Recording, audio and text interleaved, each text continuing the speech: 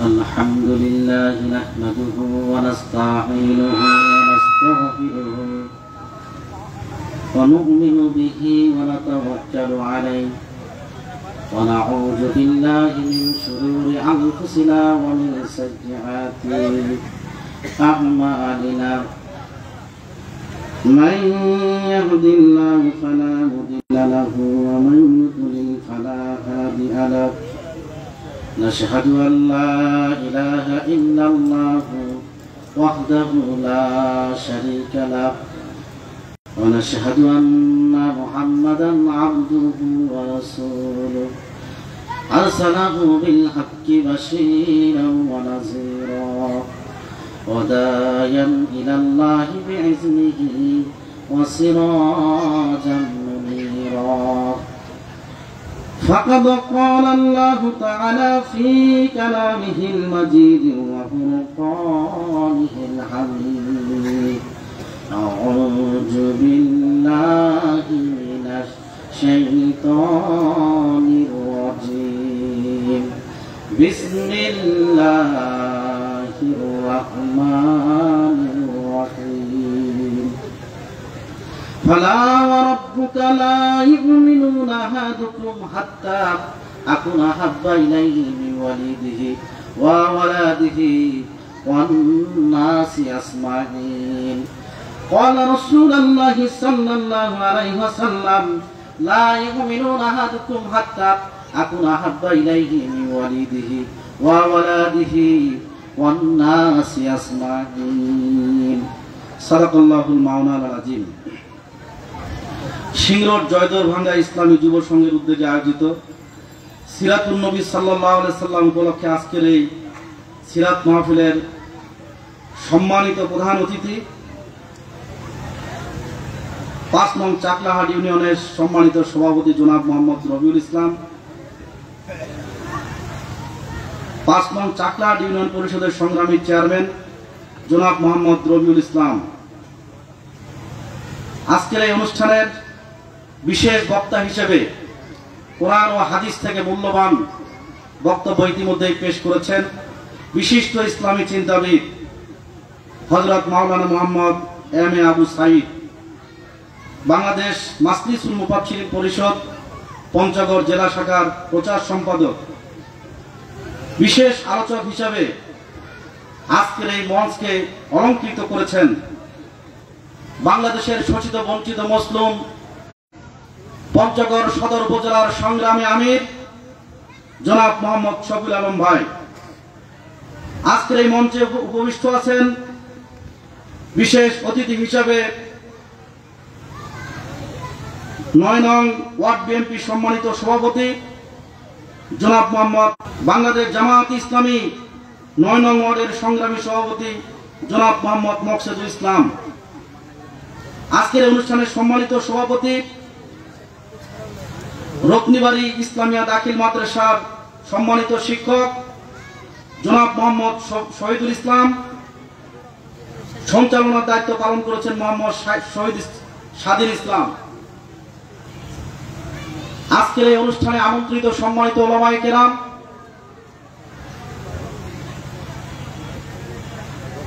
আজকের এই অনুষ্ঠানে যারা সাফল্য মণ্ডিত করেছেন রাসূল সাল্লাল্লাহু আলাইহি সাল্লামের কর্মজীবন থেকে জ্ঞান অন্বেষণ এবং শিক্ষা গ্রহণের নিমিত্তে আগত সমাগত সম্মানিত মুসল্লিয়ানে কেরাম, সকলের প্রতি আমার শুরুতেই সালাম, আসসালামু আলাইকুম ওয়া রাহমাতুল্লাহি ওয়া বারাকাতুহু। আমরা শুরুতেই শুকরিয়া আদায় করতে চাই আমাদের সেই মহান মনিবের প্রতি যার অশেষ মেহেরবানিতে দীর্ঘ প্রায় ১৭ বছর পর প্রকাশ্যে জনসম্মুখে সিরাত মাহফিলের আয়োজন করার সুযোগ আমাদেরকে করে দিয়েছেন। আমরা দীর্ঘ ১৭ বছর এইভাবে প্রকাশ্যে সিরাত মাহফিলের আয়োজন করতে পারি নাই, বলেন ঠিক কিনা? সিরাত মাহফিলে কিসের কথা হয় বলেন? কোরআনের কথা হয়, রাসূলের কথা হয়। কোরআন এবং রাসূলের কথা শোনার পরে কেউ কি সন্ত্রাসী হয়েছে? কোরআন হাদিসের কথা শোনার পরে কেউ মাস্তান হয়? কোরআন হাদিসের কথা শুনে কেউ দুর্নীতিবাজ হয়? কোরআন হাদিসের কথা শুনে আল্লাহর সৈনিক তৈরি হয়, বলেন ঠিক কিনা? কোরআন হাদিসের কথা শুনে দেশপ্রেমিক তৈরি হয়। যেই মাহফিলে কোরআন হাদিসের কথা শুনে দেশপ্রেমিক তৈরি হয়, দীর্ঘ 17 বছর কেন সেই কোরআন হাদিস থেকে জাতিকে বঞ্চিত করা হয়েছে, বলেন ঠিক কিনা? সম্মানিত উপস্থিতি, আমাদের এই দেশ 1971 সালে মহান মুক্তিযুদ্ধের মাধ্যমে স্বাধীন হয়েছে, বলেন ঠিক কিনা? এই দেশটি মূলত স্বাধীন হয়েছে এদেশের মানুষ স্বাধীনভাবে বাঁচার জন্য, বলেন ঠিক কিনা? স্বাধীনভাবে কথা বলার জন্য এই দেশ স্বাধীন হয়েছে। কিন্তু অত্যন্ত দুঃখজনক হলেও সত্য, আমরা পাকিস্তানের কাছ থেকে স্বাধীন হওয়ার পরে নতুন করে এই দেশ আবার ভারতের কাছে পরাধীন হয়ে গিয়েছিল, বলেন ঠিক কিনা? এদেশের আপামার জনসাধারণ, বিশেষ করে বৈষম্য বিরোধী ছাত্র আন্দোলনের তরুণ এবং মেধাবী ছাত্ররা দীর্ঘদিনের বাকশালী শাসনকে উৎখাত করে দেওয়ার জন্য রাজপথে নেমেছিল। তাদের আন্দোলনের বদৌলতে মহান আল্লাহর সাহায্যে এই দেশ আবার নতুন করে স্বাধীন হয়েছে, বলেন ঠিক কিনা? সম্মানিত উপস্থিতি,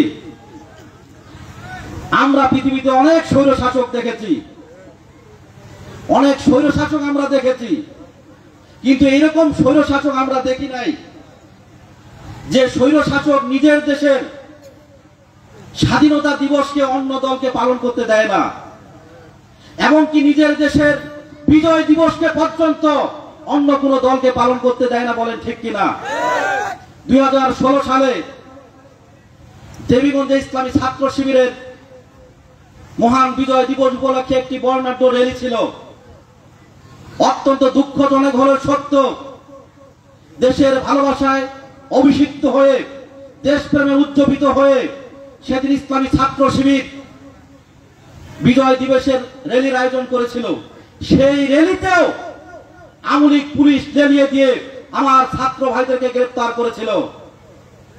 সেই র্যালিতে যারা অটো এবং পাগলু নিয়ে গিয়েছিল, সেই পাগলুগুলো পর্যন্ত থানায় নিয়ে যাওয়া হয়েছিল। পৃথিবীতে এরকম কোন স্বৈর শাসক নাই যে বিজয় দিবস পর্যন্ত পালন করতে বাধা দিয়েছে, বলেন ঠিক কিনা? পৃথিবীতে আমরা অনেক স্বৈর শাসক দেখেছি, যেই স্বৈর শাসকরা মানুষ খুন করেছে, কিন্তু মানুষ খুন করার পরে লাশের উপর নৃত্য করেছে, এরকম কোন স্বৈর শাসক আমরা পৃথিবীতে দেখি নাই।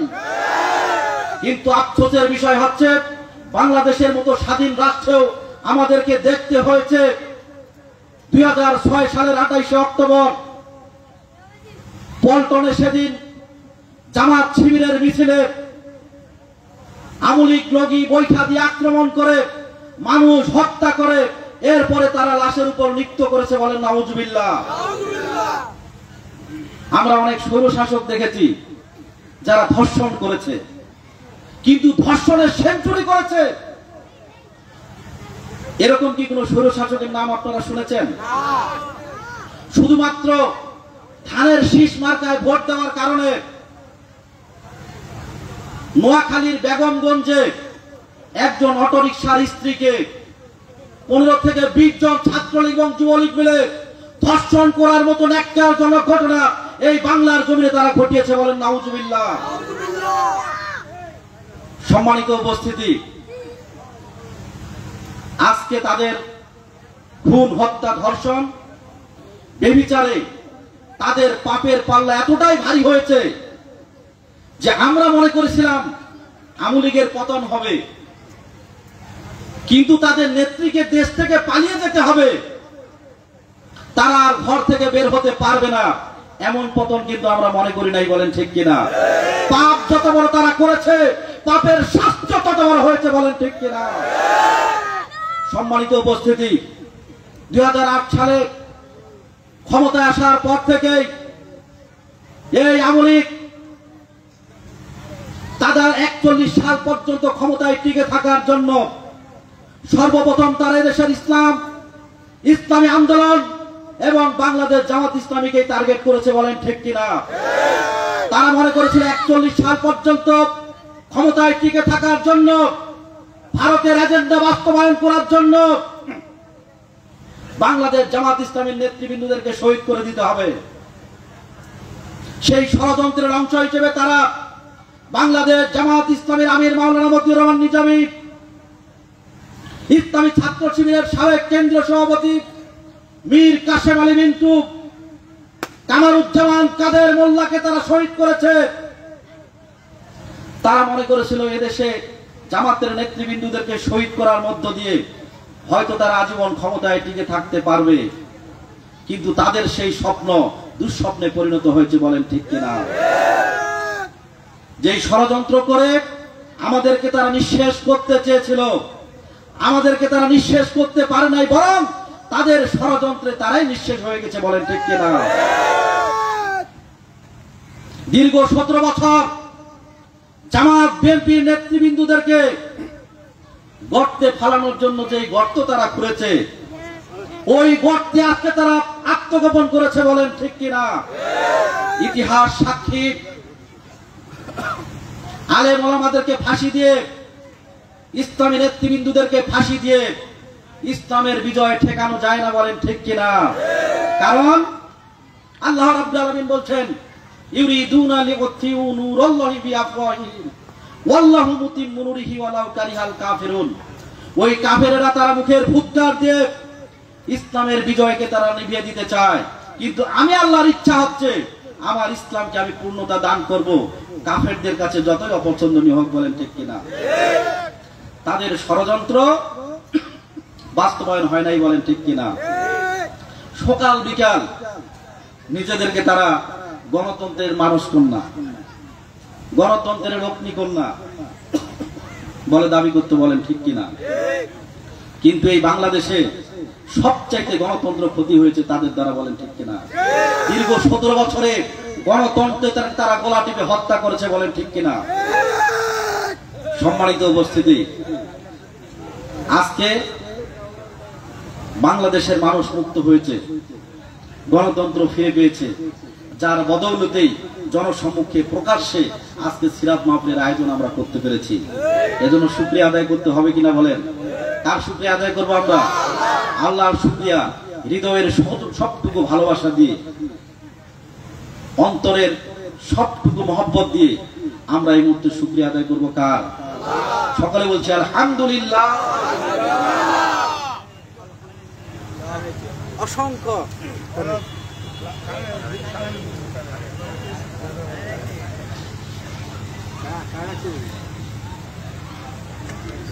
অসংখ্য অগণিত দরুদ ও সালাম মানবতার মুক্তির দূত সাইয়্যিদুল মুরসালিন খাতামুন নবিয়্যিন, যার মুখনিসৃত বাণী, যার জীবন এবং কর্ম জানার জন্য আজকে আমরা এই মাহফিলে এসেছি। রাসূল সাল্লাল্লাহু আলাইহি সাল্লাম তিনি হচ্ছেন সৌন্দর্যের দিক থেকেও শ্রেষ্ঠ। তার চেহারা এবং সৌন্দর্যের অধিকারী ছিলেন মুহাম্মদুর রাসূলুল্লাহ সাল্লাল্লাহু আলাইহি ওয়াসাল্লাম। তিনি চারিত্রিক দিক থেকেও শ্রেষ্ঠ। তার উম্মত, এই উম্মত হচ্ছে সকল উম্মতের চাইতে শ্রেষ্ঠ উম্মত, বলেন সুবহানাল্লাহ। শ্রেষ্ঠ সমাজ, বলেন সুবহানাল্লাহ। আজকে সেই শ্রেষ্ঠ নবীর শ্রেষ্ঠ কথা শোনার জন্য যারা এসেছে, তারা কি শ্রেষ্ঠ নাকি নিকৃষ্ট? নিঃসন্দেহে আমরা হচ্ছি শ্রেষ্ঠ। সেই শ্রেষ্ঠ নবীর শ্রেষ্ঠ উম্মত, শ্রেষ্ঠ ভাষায় আমরা রাসূলের প্রতি দরুদ প্রেরণ করতে চাই। সকলে বলি সাল্লাল্লাহু আলাইহি ওয়াসাল্লাম। আমরা শুনতে এসেছি রাসূল সাল্লাল্লাহু আলাইহি সাল্লামের জীবন এবং কর্মের কথা, বলেন ঠিক কিনা? আজকের মাহফিলটার নাম হচ্ছে সিরাত মাহফিল। কি মাহফিল? সিরাত মাহফিল। সিরাত মানে হচ্ছে কর্ম, সিরাত মানে হচ্ছে পথ। আমাদের সমাজে রাসূল সাল্লাল্লাহু আলাইহি সাল্লামের সিরাত উপলক্ষে মুসলমানরা দুইটি অনুষ্ঠান পালন করে। এক শ্রেণীর মুসলমান পালন করে হচ্ছে ঈদে মিলাদুন নবী, আর এক শ্রেণীর মুসলমান পালন করে সিরাতুন নবী, বলেন ঠিক কিনা? সাল্লাল্লাহু আলাইহি সাল্লাম। আমাদের জন্য আসলে কোনটা জরুরি, সিরাতুন নবী নাকি মিলাদুন নবী? মিলাদ মানে হচ্ছে জীবন বৃত্তান্ত। রাসূল সাল্লাল্লাহু আলাইহি সাল্লামের জীবন বৃত্তান্তের মাঝে, রাসূল সাল্লাল্লাহু আলাইহি সাল্লামের জন্মের মাঝে, তার জন্মের যে হিস্টোরি, ইতিহাস, এর থেকে আমাদের কোনো শিক্ষা নাই। আমাদের জন্য জরুরি হচ্ছে রাসূল সাল্লাল্লাহু আলাইহি সাল্লামের কর্মজীবন, বলেন ঠিক কিনা? আমি 2 দিন থেকে অসুস্থ। এটা একটু শান্ত করা যায়।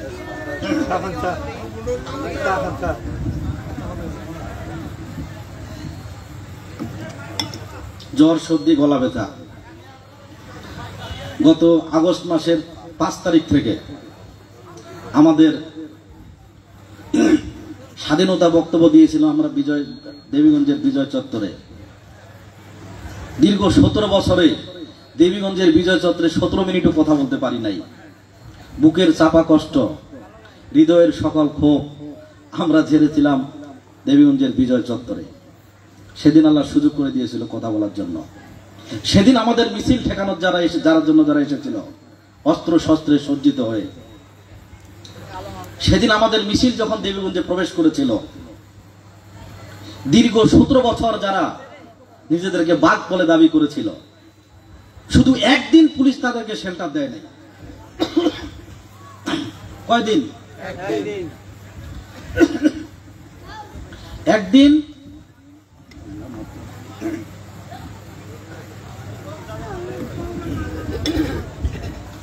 একদিন পুলিশ শেল্টার না দেওয়ার কারণে 1 মিনিটও রাজপথে দাঁড়ায় থাকতে পারে নাই। একটা কথা আছে না, যে বনে বাঘ নাই, বাঘ যেদিন রাজপথে নেমেছে শিয়ালকে সেদিন আর একটাও পাওয়া যায় নাই। ওরা বলতো যে বিএনপি জামাতের আন্দোলন করার ক্ষমতা নাই, নেতা নাই, দল নাই। আমাদের বলে কিছুই নাই, তোমাদের এত পাওয়ার, প্রতিপত্তি, এত দাপট আজকে কোথায় গেছে? আমরা 17 বছর প্রকাশ্যে কোনো মিছিল করতে পারি নাই, আমাদেরকে করতে দেওয়া হয় নাই, কিন্তু মিছিল থেমেছিল না। 17 বছর পাবলিক প্লেসে কোনো সভা সমাবেশ করতে দেওয়া হয় নাই। হয়েছে কি? হয় নাই। আমরা গোপনে হলেও আমাদের সভা সমাবেশ সমস্ত প্রোগ্রাম করেছিলাম, বলেন ঠিক কিনা? তোমরা না বাঘ, আজকে প্রকাশ্যে নয় অন্তত গোপনে একটা মিটিং করে তোমরা দেখাও, বলেন ঠিক কিনা? টর্চ লাইট দিয়েও কি আজকে তাদেরকে খুঁজে পাওয়া যায়? যায় না। এত বঙ্গবন্ধুর প্রেমিক তোমরা।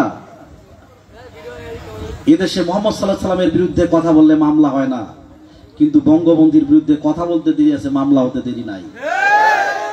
শেখ হাসিনার বিরুদ্ধে কথা বলা যায় না, বলেন ঠিক কিনা? জর্জ ডাব্লিউ বুশের বিরুদ্ধে কথা বলবেন, সমস্যা নাই। বারাক ওবামার বিরুদ্ধে কথা বলবেন, সমস্যা নাই। বর্তমান আমেরিকার প্রেসিডেন্ট কে? Joe Biden. তার বিরুদ্ধে কথা বললেও মামলা হয় না, কিন্তু শেখ হাসিনার বিরুদ্ধে কথা বললে মামলা হয়, বলেন ঠিক কিনা? তোমাদের শেখ হাসিনার ওই সমস্ত ভক্তরা, শেখ মুজিবুরের ওই সমস্ত ভক্তরা কোথায়? এই যে 15ই আগস্ট চলে গেল, 15ই আগস্টে এক ফোঁটা চোখের পানি ফেলানোর মতো কোনো ভক্ত আমরা খুঁজে পাই নাই।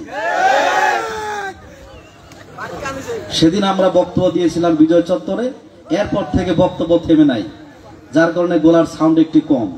আমার একজনের সাউন্ড যদি কম হয়, কিন্তু এখানে আছে 500 মানুষ, 500 মানুষের সাউন্ড যদি একত্রিত হয়ে উচ্চারিত হয়, এই সাউন্ড ভারত পর্যন্ত পৌঁছানো যাবে না? ইনশাল্লাহ বলেন।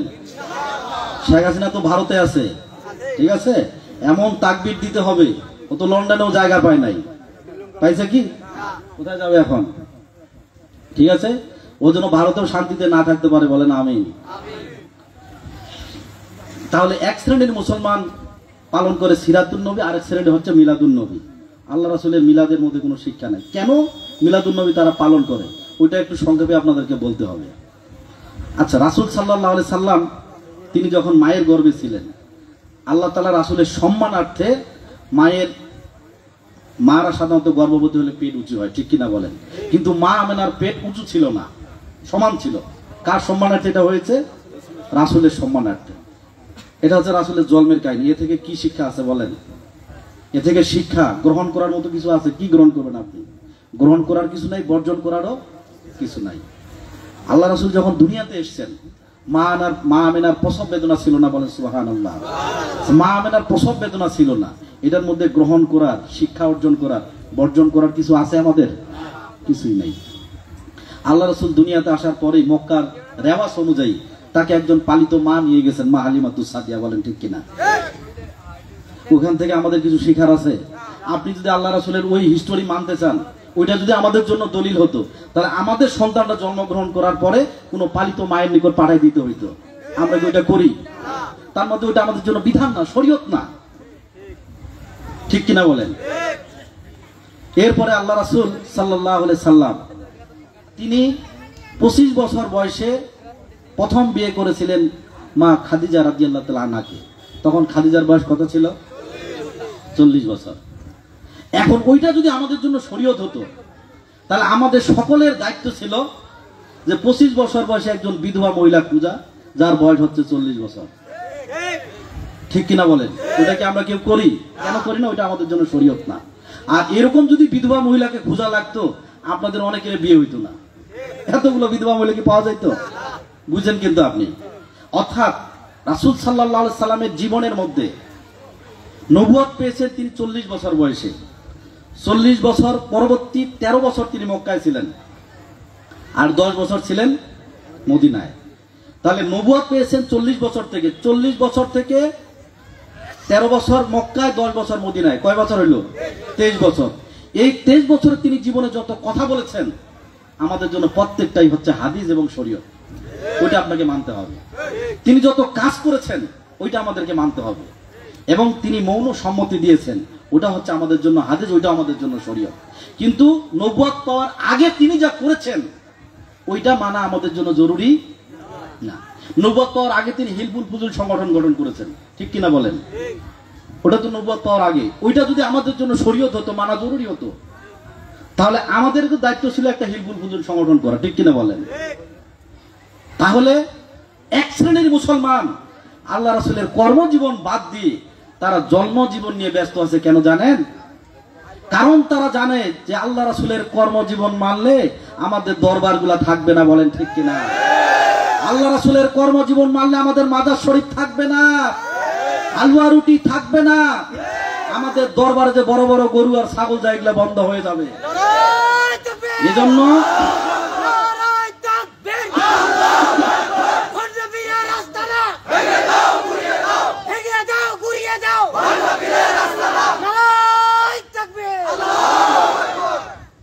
এদেশে যত পীর আছে আর যত মুরিদ আছে, এই পীর মুরিদদের মধ্যে 90 ভাগ নামাজ পড়ে না, বলেন ঠিক কিনা? 95 ভাগ কোরআন তেলাওয়াত করতে জানে না। একজন পীরের মুরিদকে ও জীবন শেষ করে ফেলছে পীর মুরিদি করতে করতে। বিভিন্ন স্টাইলের জিকির, সোজাসুজি জিকির, অ্যাঙ্গেলে জিকির, নাক দিয়া জিকির, কলব দিয়া জিকির, নানান রকমের জিকির করতে করতে জীবন শেষ। আমি বললাম, চাচা আপনি কোরআন পড়তে জানেন? বলছে না, জানি না। বলেন আপনি কত বছর ধরে হলদিবাড়ি হুজুরের মুরিদ? এই এলাকায় কিন্তু অনেক হলদিবাড়ি হুজুরের মুরিদ আছে, বলেন ঠিক কিনা? ঠিক আছে। এই হলদিবাড়ি হুজুরদের মুরিদের 90% ভাগ নামাজ পড়ে না, ঠিক কিনা বলেন? খোঁজ নিয়ে দেখেন 90 ভাগ কোরআন তেলাওয়াত করতে জানে না। আমি বললাম যে আপনি জীবনটা শেষ করে দিয়েছেন হলদিবাড়ি হুজুরের মুরিদি করে। আল্লাহ রাসূলকে আল্লাহ তাআলা সর্বপ্রথম কোরআন শিক্ষা দিয়েছেন, আর আল্লাহ রাসূল সাহাবা আকরামদেরকে সর্বপ্রথম কোরআন শিক্ষা দিয়েছেন। এটাই তো সঠিক, বলেন ঠিক কিনা? সেই পীর হচ্ছে খাঁটি পীর, যে পীর সর্বপ্রথম তার মুরিদের হাতে মহাগ্রন্থ আল কোরআনুল কারীম তুলে দেয়, বলেন ঠিক কিনা? যে পীর আপনাকে আজ পর্যন্ত কোরআন শিক্ষা দিতে পারে নাই, 100% সে পীর ভণ্ড পীর, বলেন ঠিক কিনা? আল্লাহ রাসূলের একজন সাহাবীর নাম বলেন তো কোরআন তেলাওয়াত করতে জানো না? বলেন। আপনি কোন পীর মুরিদি করেন? আপনার মুরিদদেরকে কেন কোরআন শিক্ষা দেন নাই? কারণ আপনি জানেন যে এই মুরিদরা যদি কোরআন পড়ে, এরা আমার মুরিদ হওয়ার বদৌলতে এরাই আন্দোলন করে আমার পীর মুরিদি ছুটাই দিবে, বলেন ঠিক কিনা? এ কারণে ওরা কোরআন শিখায় না, মাসলা মাসাইল জানে না, মারাত্মক বন্ডামি চলছে। এরাই কিন্তু ঈদে মিলাদুন নবী নিয়ে নানান রকমের ফতোয়ার মাসলা দেয়, বলেন ঠিক কিনা? আমাদের জন্য জরুরি হচ্ছে কোনটি? রাসূল সাল্লাল্লাহু আলাইহি সাল্লামের সিরাত। আমরা সংক্ষেপে, এখন অলরেডি 11টা ক্রস হয়েছে, আমরা অল্প সময়ের ভিতরে আপনাদের ঘুম যেন না আসে। বিশেষ করে গ্রামে সারাদিন পরিশ্রম হয় বেশি, ঘুমায় তাড়াতাড়ি। আপনাদের কি ঘুম আসতেছে? ঘুম আসার একটা কারণ আছে, ঘুমটা স্বাভাবিক হতে পারে। এই প্রোগ্রামটা যদি 5 তারিখের আগে হতো, তাহলে আপনাদের ঘুম আসতো না, ঠিক কিনা বলে?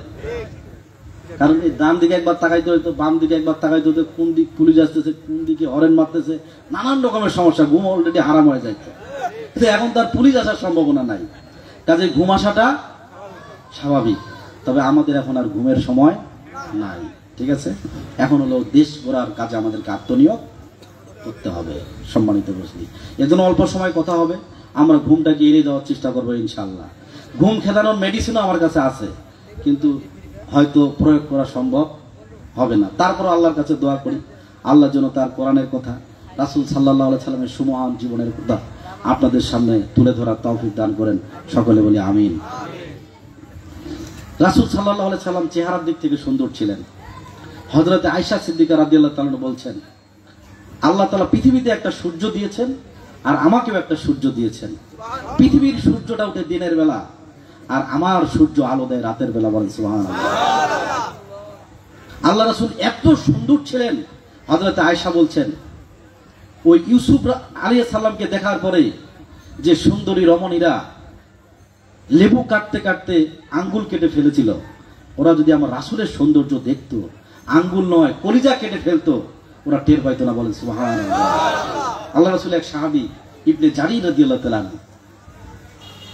তিনি বলছেন, আমি একদিন জ্যোৎস্না প্লাবিত পূর্ণিমা রাতে আকাশের ওই চাঁদটার দিকে তাকাচ্ছিলাম, আর একবার আমি মুহাম্মদ সাল্লাল্লাহু আলাইহি সাল্লামের দিকে তাকাচ্ছিলাম, একবার আমি চাঁদের দিকে তাকাচ্ছি, আরেকবার মুহাম্মদ সাল্লাল্লাহু আলাইহি সাল্লামের দিকে তাকাচ্ছি। আমি চিন্তা করলাম যে কার সৌন্দর্য বেশি। আমি অবশেষে এই সৌন্দর্য সিদ্ধান্তে উপনীত হলাম যে আল্লাহর আকাশের ওই চাঁদটি আল্লাহ রাসূলের সৌন্দর্যের কাছে হার মেনেছে। বলেন সুবহানাল্লাহ। এত আকর্ষণীয় চেহারা অধিকারী মুহাম্মদুর রাসূলুল্লাহ সাল্লাল্লাহু আলাইহি ওয়াসাল্লাম ছিলেন। হযরত আয়েশা বলছেন, আল্লাহ রাসূল যখন ঘরে আসতো, সুস পরিমাণ একটা সুই যদি হারিয়ে যেত, আল্লাহ রাসূল ঘরে ঢোকার পরে আমি সেই সুইটা খুঁজে পেতাম। বলেন সুবহানাল্লাহ। তিনি চরিত্রের দিক থেকেও শ্রেষ্ঠ। আল্লাহ রাব্বুল আলামিন মহাগ্রন্থ আল কোরআনুল কারীমে নিজেই আল্লাহ রাসূলের চরিত্রের প্রশংসা করেছেন। আল্লাহ তাআলা বলছেন, ওয়া ইন্নাকা লা আলা খুলুকিন আযীম। হে রাসূল, আমি আপনাকে উন্নত নৈতিক চরিত্রের উপর প্রতিষ্ঠিত করেছি। আপনার চরিত্র হলো সুমহান চরিত্র। দুনিয়ার সাধারণ কোন মানুষের চরিত্র আপনার চরিত্র হতে পারে না। বলেন সুবহানাল্লাহ। আল্লাহ রাব্বুল আলামিন আল্লাহর নবীর মাধ্যমে যে কিতাব নাজিল করেছেন, এই কিতাবটাও হলো শ্রেষ্ঠ কিতাব। সেই কিতাবের নাম হচ্ছে মহাগ্রন্থ আল কুরআনুল কারীম। আল্লাহ রাব্বুল আলামিন এই দুনিয়ায় তার রাসূল সাল্লাল্লাহু আলাইহি ওয়াসাল্লামের উম্মত হিসেবে যাদেরকে কবুল করেছেন, ওই উম্মত গুলো হলো জাতির শ্রেষ্ঠ উম্মত। বলেন ঠিক কিনা? আমরা সেই সৌভাগ্যবান উম্মত, যেই উম্মত হওয়ার জন্য অন্যান্য নবী রাসূলগণ আল্লাহর কাছে ফরিয়াদ করে বলেছিল, আল্লাহ আমাকে নবী না বানিয়ে যদি মুহাম্মদ সাল্লাল্লাহু আলাইহি সাল্লামের উম্মত বানানো হতো, নিঃসন্দেহে আমার কিসমতটা বড় ভালো হয়ে যেত। বলেন সুবহানাল্লাহ। আমরা সেই নবীর উম্মত হতে পেরেছি বিনা দরখাস্তে, বিনা আবেদনে। এজন্য আরেকবার শুকরিয়া আদায় করি, সকলে বলি আলহামদুলিল্লাহ। আল্লাহ রাসূল যে সমাজ বিনির্মাণ করেছেন, সেই সমাজ সম্পর্কে আল্লাহ রাসূল নিজেই বলেছেন, খৈরুল কুরুনি কারনা, গোটা দুনিয়ার মধ্যে সর্বশ্রেষ্ঠ সমাজ, সর্বশ্রেষ্ঠ রাষ্ট্র হচ্ছে আমি মুহাম্মদুর রাসূলুল্লাহ সাল্লাল্লাহু আলাইহি সাল্লামের হাতে গড়া মদিনা রাষ্ট্র। বলেন সুবহানাল্লাহ। এমন রাষ্ট্র আল্লাহ রাসূল কায়েম করেছেন, যেই রাষ্ট্রের ভিতরে খুন হত্যা নাই, ধর্ষণ ব্যভিচার নাই, মানুষের ভিতরে আর কোনো মৌলিক সমস্যা নাই, খাদ্য বস্ত্র শিক্ষা চিকিৎসা বাসস্থান সব সমস্যার সমাধান হয়ে গেছে। এমন রাষ্ট্র আল্লাহ রাসূল কায়েম করেছিলেন। অভাবী মানুষ তো দূরের কথা, যাকাত দেওয়ার মতো মানুষ ওই রাষ্ট্রে খুঁজে পাওয়া যায় নাই। বলেন সুবহানাল্লাহ। আল্লাহর নবী মুহাম্মদ সাল্লাল্লাহু আলাইহি ওয়াসাল্লাম মদিনার ইসলামী রাষ্ট্র কায়েম করার পরে তিনি একটা উদ্বোধনী ভাষণ দিলেন মদিনার মানুষদেরকে নিয়ে। আল্লাহ রাসূল ঘোষণা করলেন, আজ থেকে এই মদিনার যত মানুষ তোমরা আছো, এই মানুষগুলোর মধ্যে যদি তোমরা থাকো অভাবী, তোমাদের মধ্যে যদি কেউ ঋণগ্রস্ত থাকে, সেই অভাবী মানুষের ঋণ পরিশোধ করার দায়িত্ব, সেই অভাবী মানুষের ক্ষুধা দূর করার দায়িত্ব আমি মুহাম্মদ সাল্লাল্লাহু আলাইহি সাল্লাম আমার কাঁধের উপরে উঠায় নিলাম। বলেন সুবহানাল্লাহ। আল্লাহ রাসূল মদিনার প্রেসিডেন্ট হওয়ার পরে মানুষের ঘরে ঘরে খাবার পৌঁছে গেছে, অভাব দূর হয়ে গেছে। আল্লাহ রাসূল একদিন বাইতুল মালের অর্থ সম্পদ বিলি করছেন, সবার কাছে পৌঁছে গেল, সব মানুষের ঘরে অর্থ সম্পদ পৌঁছে গেল। বিকালবেলা আল্লাহর নবী ক্ষুধার্ত শরীর নিয়ে বাড়িতে গিয়ে হযরত আয়েশাকে বললেন, আয়েশা রে, বাড়িতে কি খাবার আছে? মারাত্মক ক্ষুধা পেয়েছি, জলদি করে আমাকে কিছু খেতে দাও। হযরত আয়েশার চোখ দিয়ে পানি বেরিয়ে এলো, বলল, ইয়া রাসূলুল্লাহ, আল্লাহর নামের কসম করে বলছি, আমি আয়েশার ঘরে এই মুহূর্তে পানি ছাড়ার কোনো খাবার নাই। বলেন সুবহানাল্লাহ। আল্লাহ রাসূল মদিনার প্রেসিডেন্ট, কার ইলেকশন করেন আপনি, কোন নেতার পিছনে ছুটেন? একবার রাসূলের জীবন আদর্শের দিকে তাকে দেখেন। মদিনার প্রেসিডেন্ট বাড়িতে গিয়ে দেখেছে খাবার নাই, কিন্তু সকল মদিনার মানুষের ঘরে ঘরে খাবার পৌঁছে গেছে, কারো খাবারের অভাব নাই। এর নাম হচ্ছে ইসলাম, এর নাম হচ্ছে মুহাম্মদুর রাসূলুল্লাহ সাল্লাল্লাহু আলাইহি ওয়াসাল্লাম। সম্মানিত উপস্থিতি, আজকে যদি আমার নবী হলো শ্রেষ্ঠ নবী, শ্রেষ্ঠ নবীর উম্মত, আবার শ্রেষ্ঠ কিতাব আমরা পেয়েছি, কিন্তু মানুষগুলো আজও আমরা শ্রেষ্ঠ হতে পারি নাই। বলেন ঠিক কিনা? সেদিন আমরা শ্রেষ্ঠ হব যেদিন শ্রেষ্ঠ নবীর সিরাত কর্ম জীবন আমরা গ্রহণ করব, তার জীবন আদর্শ আমরা মেনে নিব, আর আল্লাহর কোরআনের কাছে নিজেদেরকে অনুগত করব। সেদিনেই আমরা কেবল শ্রেষ্ঠ হতে পারবো। বলেন ঠিক কিনা? আমরা কি শ্রেষ্ঠ হতে চাই? আমাদের তরুণ যুবক, স্কুল কলেজ ইউনিভার্সিটির ভাইরা যারা পড়াশোনা করেন, পিতামাতা অনেক স্বপ্ন নিয়ে সন্তানদের পিছনে টাকা পয়সা খরচ করে স্কুল কলেজ ইউনিভার্সিটিতে ভর্তি করায় দেয়। বলেন ঠিক কিনা? পিতামাতার স্বপ্ন হলো যারা সেখান থেকে মানুষ হবে, কিন্তু আমাদের সন্তানরা আজকে আর মানুষ হয় না। বলেন ঠিক কিনা? একজন ভ্যান চালক বাবা অনেক কষ্ট করে সন্তানকে মেডিকেল কলেজে ভর্তি করায় দিয়েছিল। পিতার ইচ্ছা ছিল আমার এই সন্তানটি এমবিবিএস ডাক্তার হয়ে বের হয়ে আসবে, যদি আমি কোনোদিন অসুস্থ হই ওই সন্তানটি চিকিৎসা দিয়ে আমাকে সুস্থ করবে। কিছুদিন পর দেখা গেল মেডিকেল পড়ুয়া সেই ছাত্র এডিক্টেড হয়ে গেছেন, মাদকাসক্ত হয়ে গেছে। এখন বাড়িতে এসে বাড়ির আলমিরা ভাঙচুর করে, 10 টাকা না পাওয়ার কারণে বাবার মাকে অপমান করে। ওই ভ্যান চালক বাবা বলছে, আমি মনে করেছিলাম আমার এই সন্তান, আমি অসুস্থ হলে সে আমাকে সুস্থ করবে, কিন্তু হায়রে এমন সন্তান মেডিকেলে ভর্তি করালাম, আমার সুস্থ পিতাটাকে সে অসুস্থ করে দিতেছে। কত পিতার স্বপ্ন যে ধূলিসাৎ হয়ে যাচ্ছে তার কোনো কারণ নাই।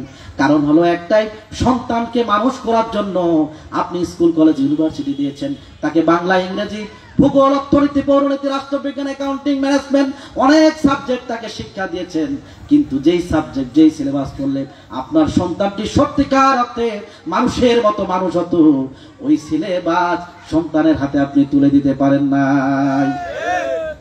সম্মানিত উপস্থিতি, ইংরেজিতে একটা প্রবাদ আছে, if you teach your children that is reading, writing and arithmetic, তুমি যদি তোমার সন্তানকে পড়া শিখাও, লেখা শিখাও, অঙ্ক শিখাও, but you leave the fourth up, চতুর্থ নাম্বার তুমি একটি আর যদি বাদ দাও, দ্যাট ইজ রিলিজন, ধর্মীয় শিক্ষা, তাহলে you will get a fifth R, পঞ্চম নাম্বার তুমি আরেকটি আর পাবে, দ্যাট ইজ রাস্কেলিটি, অর্থাৎ সেই সন্তানটি হবে বেয়াদব। বলেন ঠিক কিনা?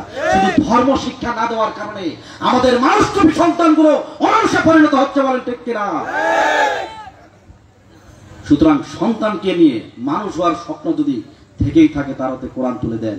1 টাকা খরচ করতে পারেন, হাজার হাজার টাকা, কেন আপনার সন্তানকে পিতা হিসেবে কোরআন শিক্ষা দিতে পারেন নাই? আপনি একজন ব্যর্থ পিতা, আপনার সন্তান আপনার মৃত্যুর পরে বলতে পারবে না ওয়াকুর রব্বির হামহুমা কামা রব্বায়ানি সগীরা, এই দোয়া পড়তে পারবে না। আমরা ব্যর্থতায় পর্যবসিত হয়ে গেছি। আজকের এই সিরাত মাহফিল থেকে আমি অনুরোধ করব, আবু বকরের মতো যদি একটি সন্তান আপনি তৈরি করতে চান, উমরের মতো সন্তান যদি তৈরি করতে চান, বিশ্বনবীর সিরাতের শিক্ষাকে সন্তানটিকে দেন। বলেন ঠিক কিনা? সম্মানিত উপস্থিতি, রাসূল সাল্লাল্লাহু আলাইহি সাল্লামকে আমাদের ভালোবাসতে হবে। জীবনের চাইতে আমরা আল্লাহ রাসূলকে বেশি ভালোবাসবো। আমরা যেদিন জন্মগ্রহণ করেছি আমাদের কানে শোনানো হয়েছে আল্লাহু আকবার। বলেন ঠিক কিনা? আমাদের কানে শোনানো হয়েছে আশহাদু আল্লা ইলাহা ইল্লাল্লাহ, আমাদের কর্ণের ভিতরে আওয়াজ করা হয়েছে আশহাদু আন্না মুহাম্মাদুর রাসূলুল্লাহ। সেদিন আমার জন্মের সাথে সাথে আল্লাহর একত্ববাদের ধ্বনি দেওয়া হয়েছে। বলেন ঠিক কিনা? এরপরে আমাকে শোনানো হয়েছে আমি সাক্ষ্য দিচ্ছি মুহাম্মদ সাল্লাল্লাহু আলাইহি সাল্লাম আল্লাহর বান্দা এবং আল্লাহ রাসূল। আবার আমি যেদিন মৃত্যুবরণ করি, মৃত্যুবরণ করার পর আমার লাশটা যখন কবরে রাখা হয় তখন বলা হয় বিসমিল্লাহি ওয়া আলা মিল্লাতি রাসূলিল্লাহ, বলেন ঠিক কিনা? আল্লাহর নামে রাসূলের দলে উঠায়া দিলাম। জন্মের সাথে সাথে আল্লাহ রাসূলের কথা শোনানো হয়, আবার জন্মের পরে আল্লাহ রাসূলের হাওলায় তুলে দেওয়া হয়।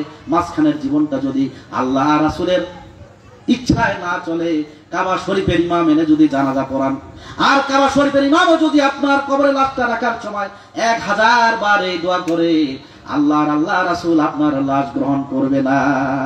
সম্মানিত উপস্থিতি, এই জন্য আমি আপনাদের সামনে যে হাদিসটি তেলাওয়াত করেছি, আল্লাহ রাসূল বলছেন লা ইউমিনুনা আহাদুকুম হাত্তা আকুনা হাব্বা ইলাইহি মিন ওয়ালিদিহি ওয়া ওয়ালাদিহি ওয়ান নাসি আজমাইন। তোমাদের কোন ব্যক্তি ততক্ষণ পর্যন্ত মুমিন হতে পারবে না যতক্ষণ পর্যন্ত তার পিতামাতা, তার স্ত্রী সন্তান, আত্মীয় স্বজন এবং কি তার জীবনের চাইতেও মুহাম্মদ সাল্লাল্লাহু আলাইহি ওয়াসাল্লামকে বেশি ভালো না বাসবে, ততক্ষণ পর্যন্ত তোমাদের কোনো ব্যক্তি মুমিন হতে পারবে না।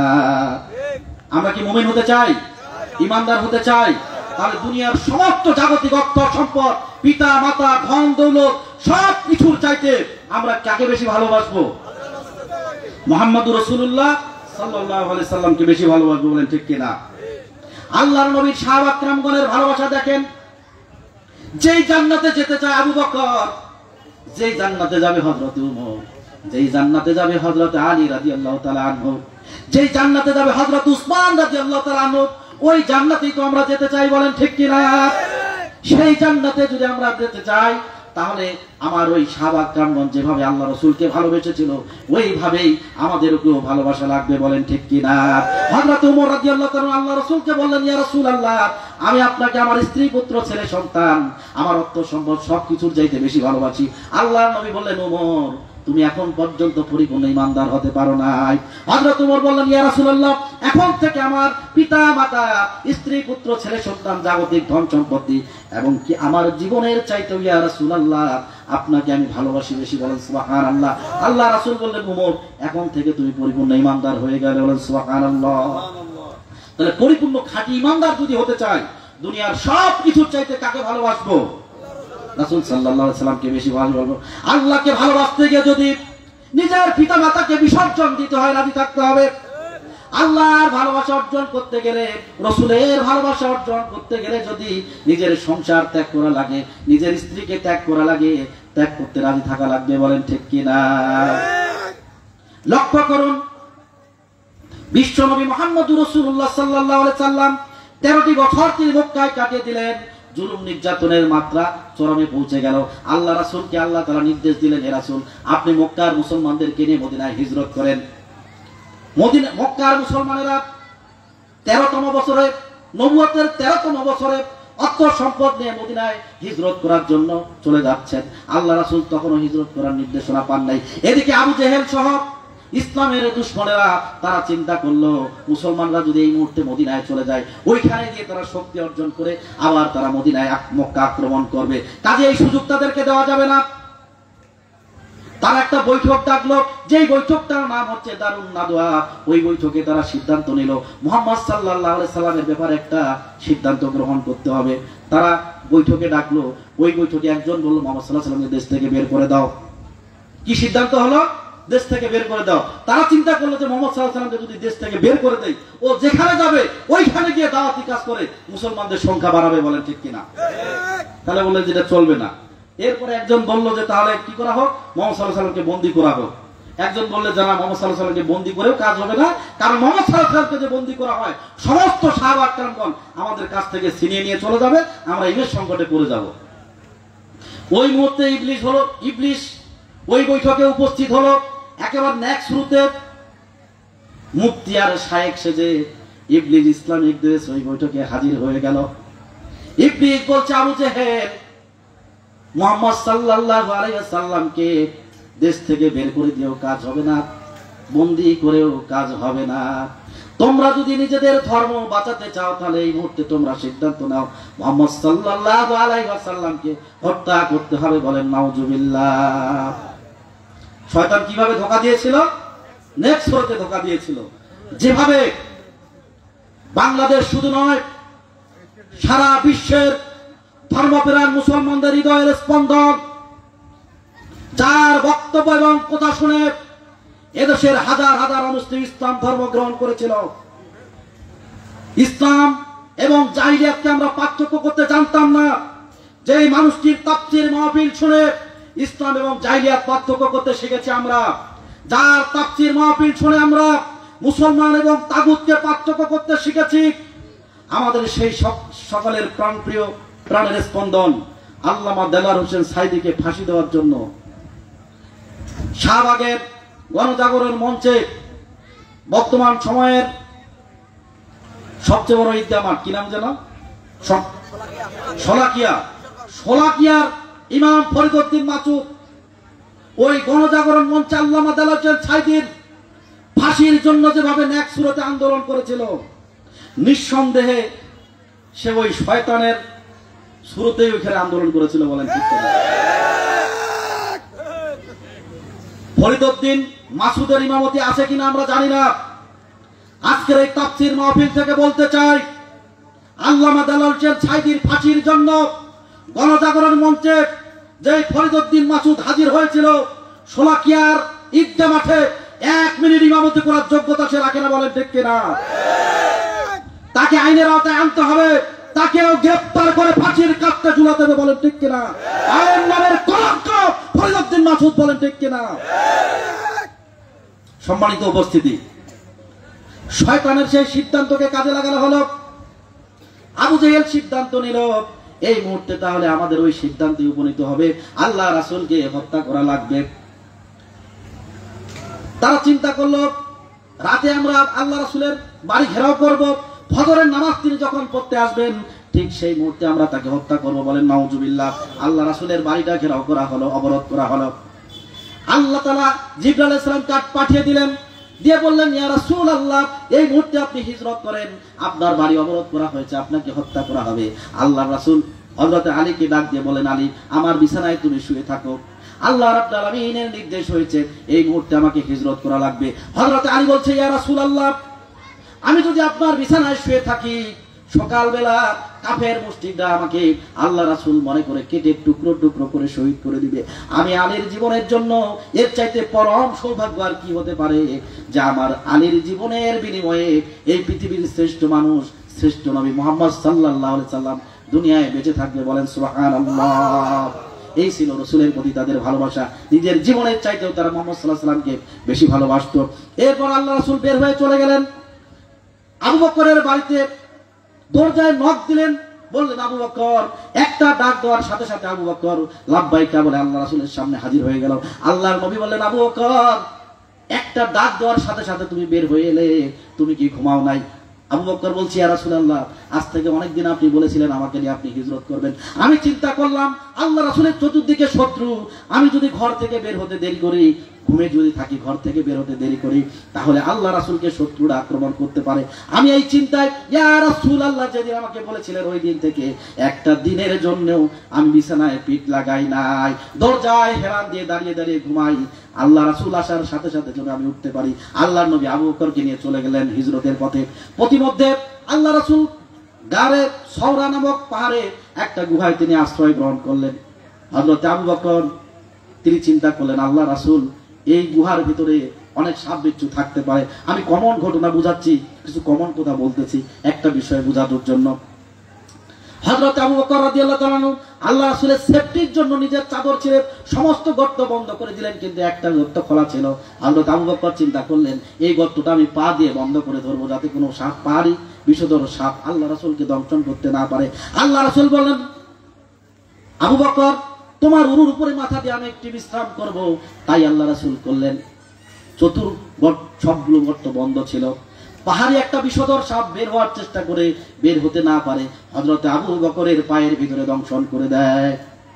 হযরত আবু বকর ব্যথার যন্ত্রণায় তার চোখ দিয়ে পানি ঝরছে, শরীর নীলা হয়ে গেছে। আল্লাহ রাসূলের ঘুম ভেঙে গেল। আল্লাহ রাসূল ঘুম থেকে জেগে উঠে আবু বকরকে জিজ্ঞেস করলেন, আবু বকর, তোমার চোখে পানি কেন? তোমার কি স্ত্রী পুত্র বাড়ির কথা মনে পড়েছে নাকি?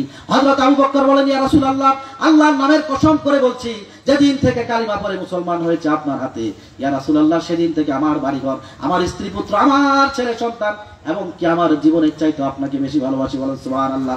আল্লাহ নবী বলেন, আবু বকর, কাঁদছো কেন? আবু বকর বললেন, ইয়া রাসূলুল্লাহ, সাপে দংশন করেছে, ব্যথায় কাঁদছি। আবু বকর, আল্লাহ রাসূল শোনার সাথে সাথে পা থেকে থুতু মুবারক বের করে লাগিয়ে দিলেন, সাথে সাথে ব্যথা দূর হয়ে গেল। বলেন সুবহানাল্লাহ। আল্লাহ নবী বলেন, আবু বকর, আগে কেন বলো নাই? আগে যদি তুমি বলতে তাহলে তো তোমার এত কষ্ট ভোগ করা লাগতো না। আবু বকর বলছে, ইয়া রাসূলুল্লাহ, আল্লাহর দুনিয়ার শ্রেষ্ঠ মানুষ আমার উরুর উপরে আরাম ফরমাচ্ছেন, আমার ব্যথার যন্ত্রণায়, এটা তো ব্যথা, সাধারণ ব্যথা, এর চাইতে কঠিন ব্যথায় আমার কলিজাটাও যদি ফেটে যেত, ইয়া রাসূলুল্লাহ, আপনার আরামে আমি ব্যাঘাত ঘটাতে পারতাম না। বলেন সুবহানাল্লাহ। উহুদের যুদ্ধ সংগঠিত হবে। আল্লাহর নবী বললেন, তোমাদের যা যা আছে দিয়ে দাও। একজন মহিলা তার কোলের শিশুকে উহুদের যুদ্ধ সংগঠিত হওয়ার আগে আল্লাহ রাসূলের কাছে এসে হাজির করে দিলেন। বললেন, ইয়া রাসূলুল্লাহ, আমার এই কোলের শিশুটিকে আপনি জিহাদে নিয়ে যান। আল্লাহ রাসূল বললেন, এই কোলের শিশুকে নিয়ে আমি কি করব? ওই মহিলা বলছেন, ইয়া রাসূলুল্লাহ, আমি জানি আমার এই কোলের সন্তান জিহাদের ময়দানে কোনো উপকার করতে পারবে না, কিন্তু আমি এটাও বিশ্বাস করি, শত্রুরা উহুদের যুদ্ধে যদি আপনাকে লক্ষ্য করে তীর নিক্ষেপ করে, তাহলে আমার এই সন্তানটিকে ঢাল হিসাবে ব্যবহার করে আপনি সেই তীর থেকে নিজেকে রক্ষা করবেন। বলেন সুবহানাল্লাহ। তাহলে সন্তানের প্রতি ভালোবাসা বেশি নাকি রাসূলের প্রতি ভালোবাসা বেশি? আমাদের কি রাসূলের প্রতি ভালোবাসা বেশি নাকি সন্তানের প্রতি ভালোবাসা বেশি? সত্যিকার অর্থেই যদি রাসূলের প্রতি ভালোবাসা আমাদের বেশি থাকতো, 17 বছর স্বৈরশাসক টেকসই করতে পারতো না। বলেন ঠিক কিনা? আমরা আমাদের সন্তানদেরকে আঁকড়িয়ে ধরেছিলাম, প্রতিবাদ করতে দেই নাই। বাবা, মিছিলে যাওয়ার দরকার নাই, ঠিক আছে না? তারা যদি প্রতিবাদী হয়ে উঠতো, উমরের মতো যদি গর্জন করতে পারত, হয়তো আরো আগেই স্বৈরশাসকের পতন হয়ে যেত। বলেন ঠিক কিনা? আল্লাহ রাসূলকে তারা এতটাই মহব্বত করত। আল্লাহ রাসূলের একজন বিকলাঙ্গ সাহাবী, ল্যাংড়া, নাম তার আমির ইবনুল জামু রাদিয়াল্লাহু তাআলা আনহু, উহুদের যুদ্ধে সংগঠিত হবে, তার 2 জন সন্তান উহুদের যুদ্ধে চলে গেছে। তিনি বলছেন, আহারে, আমার 2 জন সন্তান যদি উহুদের যুদ্ধে শহীদ হয়ে যায়, তারা শহীদ হয়ে যাবে, আর আমি পিতা হয়ে মুনাফিকের মতো বাড়িতে মরবো, তা কখনো হতে পারে না। আমিও যুদ্ধের ময়দানে চলে যাব। তার পিতাও জিহাদের ময়দানে চলে গেলেন উহুদের যুদ্ধে। যুদ্ধ করতে করতে সেই ল্যাংড়া সাহাবী আমির ইবনুল জামু রাদিয়াল্লাহু তাআলা তিনি শহীদ হয়ে গেলেন। ওই যুদ্ধের ময়দানে একটা রিমার্ক ছড়ানো হলো, আল্লাহ রাসূল শহীদ হয়ে গেছে। এই কথা শোনার পরে আমির ইবনুল জামু রাদিয়াল্লাহু তাআলা তার স্ত্রী জিহাদের ময়দানের দিকে ছুটতে লাগলেন। প্রতিমধ্যে একজন সাহাবীর সাথে দেখা হলো। ওই সাহাবী বলছেন, বুড়ি, তুমি কোথায় যাও? এই জিহাদের ময়দানে তোমার যে 2 জন সন্তান এসেছিল, তোমার ওই 2 জন সন্তানই জিহাদের ময়দানে শহীদ হয়ে গেছে। ওই বুড়ি বলছেন, ও আল্লাহ রাসূলের সাহাবী, আমার সন্তান দুনিয়াতে বেঁচে আছে নাকি মরে গেছে আমি জানতে চাই না, আগে জলদি করে বলো মুহাম্মদ সাল্লাল্লাহু আলাইহি সাল্লাম তিনি বেঁচে আছে নাকি মরে গেছে। এই কথা বলে তিনি আবার ছুটতে লাগলেন। কিছু দূর যাওয়ার পরে আরেকজন সাহাবী ওই বুড়িকে জিজ্ঞেস দেখে বললেন, বুড়ি, তুমি কোথায় যাও? এই উহুদের যুদ্ধে তোমার যে স্বামী এসেছিল, ওই স্বামীও যুদ্ধে শহীদ হয়ে গেছে। ওই বুড়ি বলছে, আমার স্বামী বেঁচে আছে নাকি মরে গেছে নাকি শহীদ হয়েছে আমি জানতে চাই না, আগে আমাকে বলো মুহাম্মদ সাল্লাল্লাহু আলাইহি ওয়াসাল্লাম বেঁচে আছে কিনা। এই বলে তিনি জিহাদের দিকে ছুটতে লাগলেন। ওইখানে যাওয়ার পরে আল্লাহ রাসূলের তিনি খোঁজ পেলেন, দেখলেন আল্লাহ রাসূল শহীদ হয়ে যায় নাই, তিনি বেঁচে আছেন। আল্লাহ রাসূলকে লক্ষ্য করে বুড়ি বললেন, ইয়া রাসূলুল্লাহ, এই জিহাদের ময়দানে আমার 2 জন সন্তান শহীদ হয়ে গেছে এবং কি আমার স্বামীও শহীদ হয়ে গেছে। এই পৃথিবীতে এখন আমি একা, আল্লাহ রাসূল ছাড়া কেউ নাই। ইয়া রাসূলুল্লাহ, আমি আল্লাহর দরবারে শুকরিয়া আদায় করছি, আমার 2 জন সন্তান আর স্বামীর শাহাদাতের বিনিময়ে আল্লাহ রাসূল এখনো দুনিয়াতে বেঁচে আছে। সুবহানাল্লাহ বিহামদিহি। বুঝেন আপনি, আপনার ভালোবাসা পরিমাপ করেন আপনি। মাপদার, আপনি কত পাচ্ছেন ভালোবাসেন আল্লাহ রাসূলকে? স্ত্রীর চাইতে বেশি ভালোবাসতে পেরেছেন কিনা? পিতার চাইতে বেশি ভালোবাসতে পেরেছেন কিনা?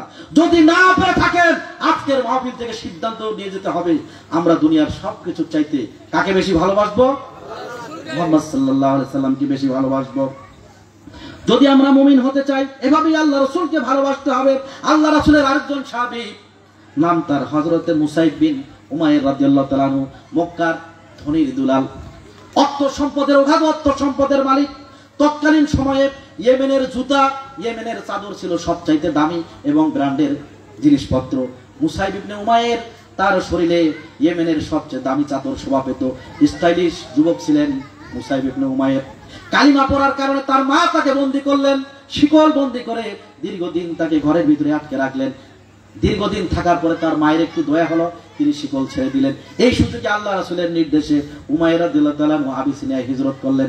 দীর্ঘদিন ওইখানে থাকার পরে মায়ের কথা মনে হলো যে কেমন আছে আমার মা, একটু দেখা দরকার। তিনি শুনলেন মক্কার সমস্ত মানুষ দলে দলে ইসলাম গ্রহণ করছে, এখন আর কোনো সমস্যা নাই। এই খবর পাওয়ার পরে তিনি লোহিত সাগর পাড়ি দিয়ে আবার মক্কায় ফিরে আসলেন। এসে শুনলেন যে না, খবরটা সঠিক না, এখন পর্যন্ত মুসলমানদের উপর জুলুম নির্যাতন বন্ধ হয় নাই।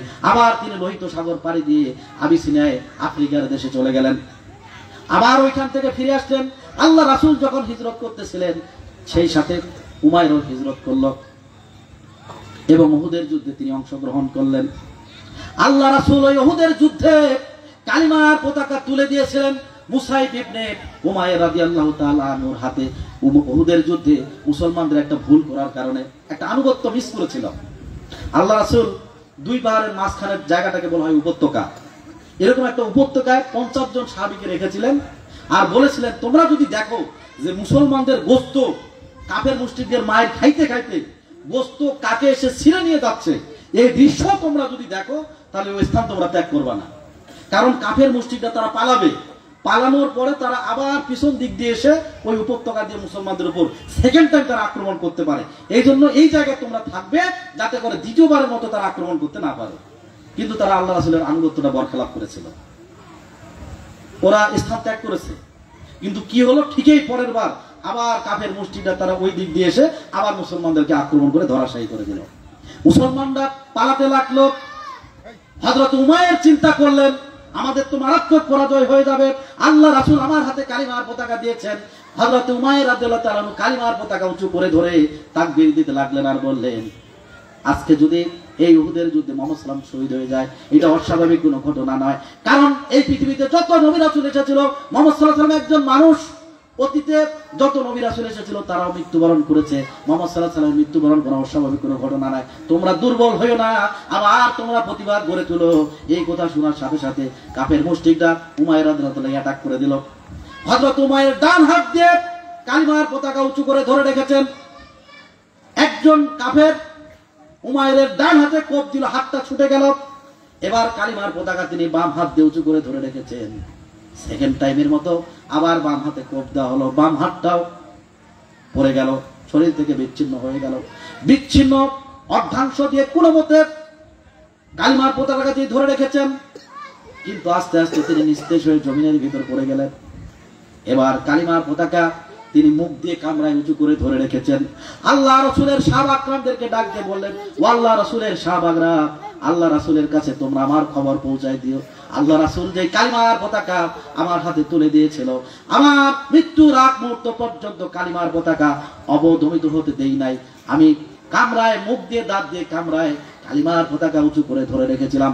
তোমরা আল্লাহ রাসূলকে এই খবর দিও, হয়তো আমি আর বেশিক্ষণ সময় বাঁচবো না, কারণ আমার নাকের ভিতর দিয়ে আমি আল্লাহ রাব্বুল আলামিনের জান্নাতের সুঘ্রাণ পেতেছি। বলেন সুবহানাল্লাহ। আল্লাহ রাসূল উহুদের যুদ্ধের সমস্ত শহীদদেরকে একত্রিত করা হলো। আল্লাহ রাসূল উমাইরের লাশটা দেখার পরে কেঁদে ফেললেন আর বললেন, উমাইর আফসোস, আমি তোমাকে দেখেছিলাম মক্কায়, তোমার মতো আয়েশি যুবক আর কেউ ছিল না, সবচেয়ে দামি পোশাক তুমি পরিধান করেছিল, আর আজকে উমাইর এমন অবস্থায় তোমাকে দাফন করা হচ্ছে, এক টুকরা চট তোমার কপালে জুটে নাই। হযরত উমাইর রাদিয়াল্লাহু দাফন করার সময় কাপড়টা এত কম ছিল যে মাথা ঢাকলে পা খোলা থাকে আর পা ঢাকলে মাথা খোলা থাকে, এই অবস্থায় তাকে দাফন করা হয়েছে। আল্লাহ রাসূল কেঁদে কেঁদে উমাইরের জন্য দোয়া করেছিলেন। বলেন সুবহানাল্লাহ। নিজের জীবনকে তিলে তিলে শেষ করেছেন, ক্ষয় করেছেন। আল্লাহ রাসূলকে তারপর সবচেয়ে বেশি ভালোবেসেছিলেন। পিতা মাতা স্ত্রী পুত্র ধন সম্পদ সব পরিত্যাগ করে তারা মদিনায় পাড়ি জমিয়েছেন। কার ভালোবাসায়? আল্লাহ রাসূলের ভালোবাসায় তারা করেছিলেন। যে রাসূলের ভালোবাসায়, যে জান্নাত পাওয়ার আশায় আল্লাহ রাসূলের সাহাবা کرامগণ ঘর ছেড়েছেন, বাড়ি ছেড়েছেন, সুন্দর স্ত্রী ছেড়েছেন, সন্তানদেরকে ছেড়েছেন। আমরা তো সেই রাসূলের উম্মত, বলেন ঠিক কিনা? সেই জান্নাত পাওয়ার জন্য কয় টাকা খরচ করেছেন আপনি বলেন? আমাদের সন্তানের প্রতি ভালোবাসা, সম্পদের প্রতি ভালোবাসা, ঘরের প্রতি ভালোবাসা, বিছানার প্রতি ভালোবাসা, এরপর হচ্ছে গাড়ির প্রতি ভালোবাসা, আমরা বের হতে পাই না। আপনি কয় টাকা ইসলামের জন্য খরচ করেছেন বলেন? তারা তো সবই খরচ করে ফেলেছে, করেছে না? সম্মানিত উপস্থিতি, এই জন্য আল্লাহ রাসূলকে আমাদের ভালোবাসতে হবে, দুনিয়ার সবকিছু চাইতে আমরা পাবো তো ইনশাআল্লাহ। আল্লাহ রাসূলকে ভালোবাসার মানে মসজিদে গিয়ে মিলাদ করা নাকি বলেন? মিলাদ করার মাধ্যমে কি আল্লাহর ভালোবাসা, আল্লাহ রাসূলের ভালোবাসা প্রমাণিত হবে? হবে না। আপনি আল্লাহ রাসূলকে কতটুকু ভালোবাসেন তা প্রমাণিত হবে আপনার কর্মের মধ্যে, বলেন ঠিক কিনা? আমরা অল্প সময়ের মধ্যে শেষ করে দিব ইনশাআল্লাহ। খুব বেশি সময় আপনাদের বিরক্ত করা হবে না, আর শেষের দিকে আমরা আসতেছি ইনশাআল্লাহ। আল্লাহ রাসূলকে আপনি কতটুকু ভালোবাসেন তা প্রমাণিত হবে কর্মের মাধ্যমে। আল্লাহ রাসূল বলেছেন, তলাবুল ইলমি ফারিদাতুন আলা কুল্লি মুসলিমিন, প্রত্যেকটা মুসলমানের জন্য জ্ঞান অন্বেষণ করা ফরজ, বলেন ঠিক কিনা? জ্ঞান অন্বেষণ করা ফরজ না? আল্লাহ তাআলা রাসূল সাল্লাল্লাহু আলাইহি ওয়াসাল্লামের প্রতি প্রথম যে ফরজ বিধানটি নাযিল করেন সেটি কি নামাজ? আল্লাহ কি রাসূল সাল্লাল্লাহু আলাইহি ওয়াসাল্লামের প্রতি সর্বপ্রথম নামাজ ফরজ করেছেন? রোজা ফরজ করেছেন? করেন নাই। সর্বপ্রথম আল্লাহ রাসূলের প্রতি যেটা ফরজ করেছে হচ্ছে সেটা হচ্ছে ইকরা বিসমি রাব্বিকাল্লাযী খলাক, পড়ো তোমার প্রভুর নামে যিনি তোমাকে সৃষ্টি করেছেন, বলেন ঠিক কিনা? পড়াশোনা করতে হবে, জ্ঞান অর্জন করতে হবে। আল্লাহ রাসূল বলছেন, কাল কিয়ামতের দিন 5টি প্রশ্নের উত্তর না দেওয়া পর্যন্ত কোনো আদম সন্তানকে এক কদমও উঠতে দেওয়া হবে না। আমরা যখন কোনো ব্যক্তির কাছে টাকা পাই, দিয়ে না, দীর্ঘদিন ধরে চাওয়ার পরে যখন দেয় না, হঠাৎ করে একদিন বাজারে দেখা হয়, তখন আমরা কি করি? একটা দাগ দেই না যে টাকা দাও তারপরে দাগ পার হও, করি কিনা? এরকম একটা দাগ দেওয়া হবে। আর আল্লাহ তাআলা বলবেন যে 5টি প্রশ্নের উত্তর না দেওয়া পর্যন্ত এক কদম আজকে তোমরা নড়তে পারবে না, সরতে পারবে না। তার মধ্যে প্রথম প্রশ্ন হচ্ছে, তোমার জীবনকাল কোন কাজে অতিবাহিত করেছো? তোমার যৌবনকাল কোন কাজে অতিবাহিত করেছো? কতটুকু দিনের ইলম অর্জন করেছো? অর্জিত ইলম অনুযায়ী কতটুকু আমল করেছো? এই জবাব কিন্তু দিতে হবে, বলেন ঠিক কিনা? আজকে আমরা কি সেই ইলম অর্জনের পথে আছি? আজকের এখানে যতগুলো শ্রোতা আপনারা এখানে আছেন, আমি যদি আপনাদেরকে হাত তুলতে বলি, আল্লাহ রাসূলের জীবনীর উপরে আপনার বাড়িতে বই আছে, সিরাত, কয়জনের বাড়িতে আল্লাহ রাসূলের জীবনীর উপরে বই আছে? একটু হাত তুলেন, তুলেন একটু। আল্লাহ রাসূলের জীবনীর উপরে আপনার বাসায় বই আছে, একটু হাত তুলেন। কতজন হবে? 4 ভাগের 1 ভাগও কিন্তু হবে না। তার মানে ইলম যদি আমরা অর্জন করতে না পারি তাহলে কি আমল করতে পারবো? পারবো না। আল্লাহ রাসূলকে ভালোবাসার মানে হচ্ছে ইলম অর্জন করতে হবে। আল্লাহর নবী বলেছেন, যে ব্যক্তি ইচ্ছাকৃতভাবে নামাজ কাজা করলো সে যেন কুফরি করলো, বলেন নাউজুবিল্লাহ। যে ব্যক্তি নামাজ পড়ে না ওকে যদি আপনি কাফের বলেন, ছাড়বে? কিন্তু ফতোয়া কে দিয়েছেন? আল্লাহ রাসূল ফতোয়া দিয়েছেন, যে ব্যক্তি নামাজ কাজা করলো সে আর মুসলমানই থাকলো না, কাফের হয়ে গেলে, বলেন নাউজুবিল্লাহ। সুতরাং আল্লাহ রাসূলকে ভালোবাসার মানে হচ্ছে আমাদেরকে নামাজ আদায় করতে হবে, বলেন ঠিক কিনা? রাসূল সাল্লাল্লাহু আলাইহি সাল্লাম নেতা নির্বাচন করতে বলছেন, আপনার নেতা কেমন হবে সে কথাও আল্লাহ রাসূল বলেছেন, বলেন ঠিক কিনা? আপনি আপনার মতো করে নেতা ধরতে পারবেন না, ইচ্ছা করলে একজন নেতার পিছনে মিছিল দিতে পারবেন না, ইচ্ছা করলে আপনার মন মতো নেতার পিছনে স্লোগান দিতে পারবেন না, বলেন ঠিক কিনা? কারণটা হচ্ছে কাল কিয়ামতের দিন এক শ্রেণীর জাহান্নামী আল্লাহ তাআলাকে বলবে, ওয়াকালাল্লাযিনা কাফারু রব্বানা আরিনাল্লাযিনা মিনাল জিন্নি ওয়াল ইনসি তাহতা আকদামানা লিয়াকুনা মিনাল আসফালিন। এক শ্রেণীর জাহান্নামী আল্লাহ তাআলাকে ডাক দিয়ে বলবেন, আল্লাহ ওই সমস্ত জিন এবং মানুষদের মধ্য থেকে ওই সমস্ত নেতাদেরকে আমাদেরকে দেখিয়ে দাও যারা অনেক স্লোগান আমাদেরকে দিয়েছে, মিছিলে মিটিং এ অনেক কথা বলেছে, কিন্তু আমাদেরকে নামাজের কথা বলে নাই। আজকে জাহান্নামের এই কঠিন পরিণতি ভোগ করতে হবে। আমাদের নেতারা তো এই কথা বলে নাই। আমাদের নেতারা যদি আমাদেরকে জাহান্নামের এই কথা বলতো, আজকে আমাদের নেতারা যদি নামাজের কথা বলতো, আমার নেতারা যদি কোরআন হাদিস তুলে দিত, আমার আজকে এমন পরিণতি হতো না, বলেন ঠিক কিনা? আমার দেশের আমরা যাদের নেতৃত্বে চলি, যাদের পিছনে মিছিল করি, মিটিং করি, স্লোগান করি, আপনারা বলেন আমার ওই নেতারা কি তাদের সমাবেশে, তাদের বৈঠকে জাহান্নাম থেকে কিভাবে আমরা বাঁচবো ওই কথা কি বলে নাকি? বলে। বুঝতে হবে যে নেতা আপনাকে জাহান্নামের আগুন থেকে বাঁচার নির্দেশনা দেয় না, ওই নেতা কখনো মুসলমানের নেতা হতে পারে না। যে নেতা আপনার হাতে কোরআন তুলে দেয় না, যে নেতা আপনাকে রাসূলের সিরাত তুলে দেয় না, যে নেতা আপনার হাতে হাদিস তুলে দেয় না, যেই নেতা নামাজের কথা বলে না, ওই নেতা কখনো মুসলমানের নেতা হতে পারে না। সম্মানিত উপস্থিতি, নেতা ছিলেন বিশ্বনবী জনাবে মুহাম্মদুর রাসূলুল্লাহ সাল্লাল্লাহু আলাইহি ওয়াসাল্লাম, বলেন ঠিক কিনা? আল্লাহ রাসূল বলছেন যে যারা দায়িত্বশীলের আনুগত্য করলো তারা যেন আমার আনুগত্য করলো, আর আমার আনুগত্য যারা করলো তারা যেন আল্লাহর ওই আনুগত্য করে, বলেন সুবহানাল্লাহ। সুতরাং যে নেতা আমাকে নামাজের কথা বলবে, যে নেতা আমাকে জাহান্নাম থেকে বাঁচার কথা বলবে, সেই হচ্ছে আমার প্রকৃত নেতা, বলেন ঠিক কিনা? এরপরে আমাদেরকে ইসলামী দলে শামিল হতে হবে। কে বলছে? আমরা নামাজটা যত সহজে মেনে নেই, রোজার মাসলা যত সহজে মেনে নেই, দলের কথা আমাদের সহ্য হয় না, বলেন ঠিক কিনা? সহ্য হয় কি? আপনি বলেন আমার লাশটা যখন রাখা হয় তখন বলা হয় বিসমিল্লাহি ওয়ালা মিল্লাতে রাসূলুল্লাহ। এই মিল্লাত শব্দের অর্থ কি? মিল্লাত মানে তো হচ্ছে দল নাকি? আপনাকে তো একটা দলের উপরে সুপারিশ করা হচ্ছে। কার দল? রাসূলের দল। এখন আপনি রাসূলের দলে আছেন কিনা আজকে আপনাকে বিবেচনা করতে হবে, বলেন ঠিক কিনা? আল্লাহ তাআলা বলেন ওয়াতাসিমু বিহাবলিল্লাহি জামিআ ওয়া লা তাফাররাকু, সংঘবদ্ধভাবে তোমরা আল্লাহর রজ্জুকে আঁকড়ে ধরো। ইন্নাল্লাহা ইউহিব্বুল্লাযিনা ইউকাতিলুনা ফি সাবিলিহি সাফফান কাআন্নাহুম বুনিয়ানুম মারসুদ। আল্লাহ তাদেরকেই ভালোবাসে যারা সীসা ঢালা প্রাচীরের মতো সংঘবদ্ধভাবে আল্লাহর রাস্তায় সংগ্রাম করে। আচ্ছা, দল কি শব্দ বলেন? বাংলা না ইংরেজি? দল শব্দটা কোন শব্দ? বাংলা শব্দ। আর এর ইংরেজি শব্দ কি? পার্টি। এখন কোরআন নাযিল হয়েছে কোন ভাষায়? আরবি ভাষায়। এই আরবি ভাষার কোরআনে যদি আপনি 100 বার খতম দেন, এখানে কি দল আর পার্টি পাওয়া যাবে? পাওয়া যাবে কি? যাবে না। পার্টি এবং দলের আরবি প্রতিশব্দ হচ্ছে জামাআত। কি? জামাআত। এই জামাআতের কথা আল্লাহ রাব্বুল আলামিন কোরআনে বলছেন, ঠিক কিনা বলেন? সম্মানিত উপস্থিতি, আল্লাহ রাসূল সাল্লাল্লাহু আলাইহি সাল্লাম বলছেন আনা আমরুকুম বিখামসিন আল্লাহু আমারাইনি বিহিন্না বিল জামাআতু ওয়াস সামউ ওয়াত তাআত ওয়াল হিজরাতু ওয়াল জিহাদু ফি সাবিলিল্লাহ। আল্লাহ তাআলা আমাকে 5টি কাজের নির্দেশ দিয়েছেন। যে 5টি কাজের নির্দেশ আমি তোমাদেরকে দিচ্ছি, এই নির্দেশ আল্লাহ রাসূলকে কে দিয়েছেন? আল্লাহ দিয়েছেন। আল্লাহ তাআলা বলছেন, আল্লাহ রাসূল বলছেন আমিও তোমাদেরকে 5টি কাজের নির্দেশ দিচ্ছি।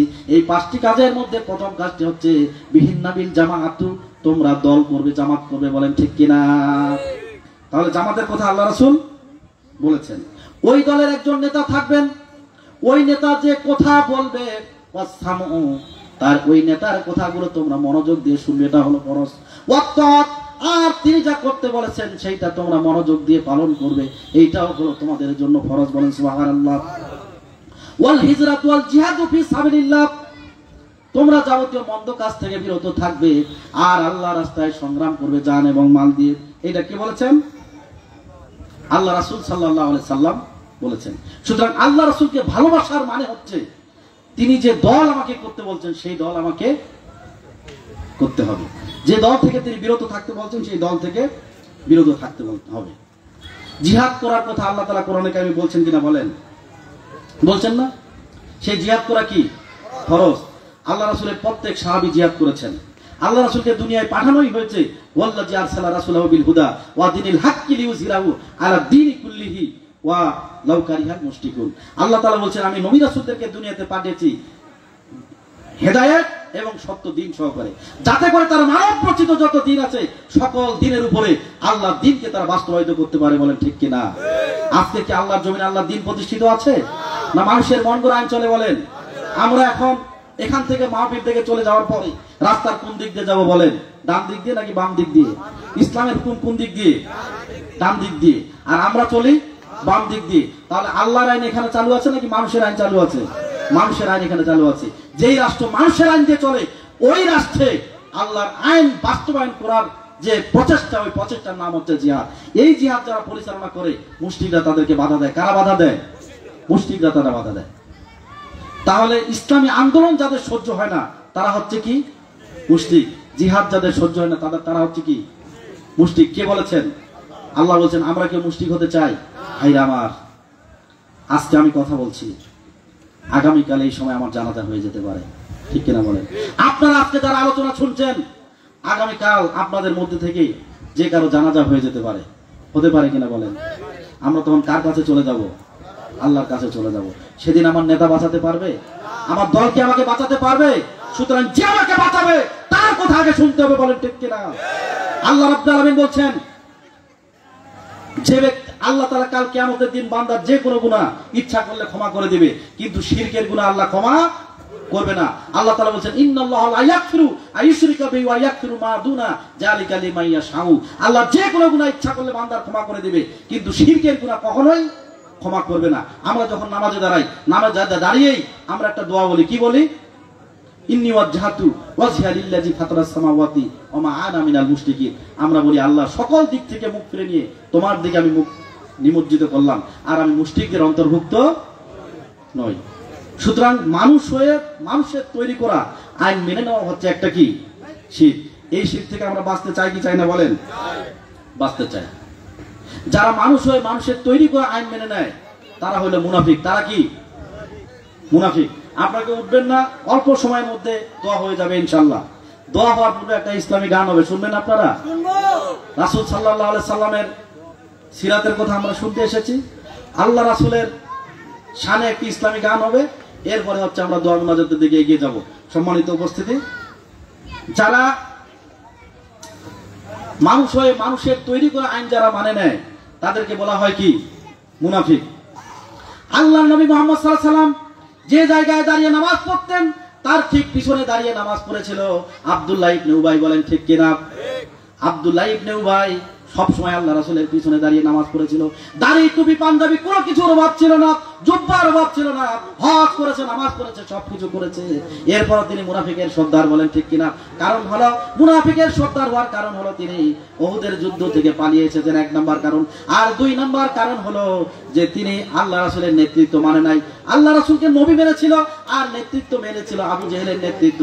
এই কারণে তিনি হলো মুনাফিক। সে যখন মৃত্যুবরণ করলো তার সন্তান আল্লাহ রাসূলের কাছে গিয়ে বলল, ইয়া রাসূলুল্লাহ, আমার পিতা আপনার পিছনে নামাজ পড়েছে কিন্তু আপনার নেতৃত্ব মানে নাই, যে কারণে নির্ঘাত সে জাহান্নামে যাবে। ইয়া রাসূলুল্লাহ, সন্তান হিসেবে আপনার কাছে আমার একটা আবেদন হলো, আপনার জামা মোবারক, জুব্বা মোবারক আমার পিতার জন্য দান করেন। অন্তত কবরের মাটি যেন আপনার কাপড়ের সম্মানার্থে কবরের মাটি যেন শাস্তি না দেয়, এই জন্য আপনার জুব্বা মোবারক আমার আব্বার জন্য দেন। আল্লাহ রাসূল দয়ার নবী দিয়ে দিলেন। সেই আল্লাহ রাসূলের জুব্বা পরিয়ে আব্দুল্লাহ ইবনে উবাইকে কাপড়ের কাপড় পরিয়ে তারপর তাকে দাফন করা হলো। স্বয়ং আল্লাহ রাসূল নিজেই জানাজায় দাঁড়িয়ে গেছেন আব্দুল্লাহ ইবনে উবাইয়ের জানাজা পড়ার জন্য। আল্লাহ তাআলা বললেন, ইয়া রাসূলুল্লাহ, আব্দুল্লাহ ইবনে উবাইয়ের জানাজা আপনি পড়াবেন না। কারণ হলো আব্দুল্লাহ ইবনে উবাইয়ের জন্য যদি আপনি 70 বার দোয়া করেন, আপনার দোয়া আল্লাহর দরবারে কবুল হবে না। বলেন নাউজুবিল্লাহ। আল্লাহ রাসূলের জামা পরিয়ে তাকে দাফন করা হয়েছে এবং আল্লাহ রাসূল নিজেই জানাজা পড়িয়েছেন, তার দোয়াও কিন্তু কবুল হবে না। কারণটা কি? সে নামাজ পড়েছে, জিহাদে অংশগ্রহণ করে নাই। অপরাধ কয়টা? প্রথম অপরাধ হলো জিহাদে অংশগ্রহণ করে নাই, আর দ্বিতীয় অপরাধ হচ্ছে আল্লাহ রাসূলের নেতৃত্ব মানে নাই। এই কারণে কি হয়েছে? মুনাফিক হয়েছে। নামাজ পড়েছিল, হজ করেছিল, সুন্নতের কোনো অভাব ছিল না। আমরা যদি মনে করি নামাজ রোজার হজ করে সুন্নতি ড্রেস পরে জান্নাতে চলে যাব, আমাদেরকে শিক্ষা নিতে হবে আব্দুল্লাহ ইবনে উবাইয়ের জীবনী থেকে। বলেন ঠিক কিনা? আজকের এই জয়দর ভাঙ্গার সর্বস্তরের তৌহিদি মুসলমানদেরকে আমি বিনয়ের সাথে অনুরোধ করতে চাই, যদি সত্যিকারের মুমিন আমরা হতে চাই, দুনিয়ার সব কিছু চাইতে কাকে ভালোবাসতে হবে? মুহাম্মদ সাল্লাল্লাহু আলাইহি সাল্লামকে বেশি ভালোবাসতে হবে। নারায়ে তাকবীর, নারায়ে তাকবীর, আল্লাহু আকবার। তোমার নেতা আমার নেতা বিশ্বনবী মুস্তাফা, তোমার নেতা আমার নেতা বিশ্বনবী মুস্তাফা। দুনিয়ার মুসলিম এক হও, এক হও, এক হও, লড়াই করো দুনিয়ার মুসলিম। নারায়ে তাকবীর। তাহলে আজকের মাহফিল থেকে আমাদের শিক্ষা কয়টা? প্রথম শিক্ষা হচ্ছে যে আমরা দুনিয়ার সবকিছু চাইতে মহব্বত করবো, ভালোবাসবো মুহাম্মদ সাল্লাল্লাহু আলাইহি সাল্লামকে ইনশাআল্লাহ। বলেন।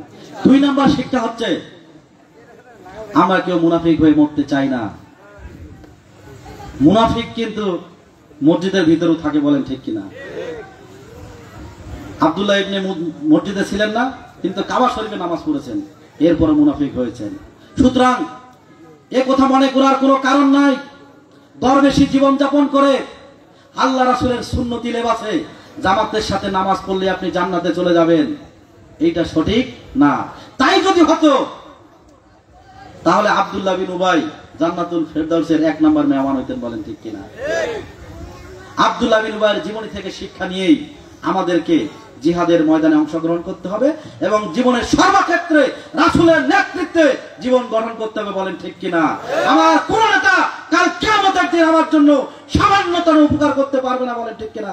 যেই নেতা আমাদের দুনিয়ার জীবনে দরকার, যার চরিত্র গঠন করলে, যার আদর্শ মানলে আমরা দুনিয়াতে সেরা হব, শ্রেষ্ঠ হব, শ্রেষ্ঠ মানুষ হব, শ্রেষ্ঠ মুসলমান হব, কাল কিয়ামতের দিন জান্নাতে যাব।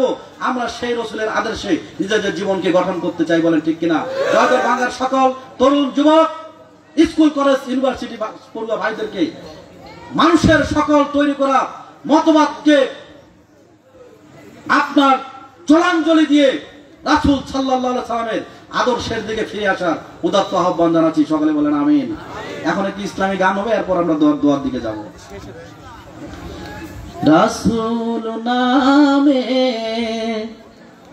রাসূল নামে কে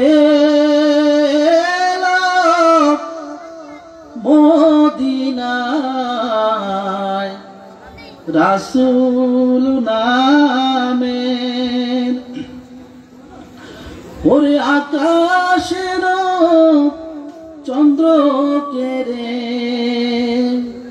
ওকে আনলে দুনিয়ায়, রাসূল নামে কে মদিনায়, রাসূল নামে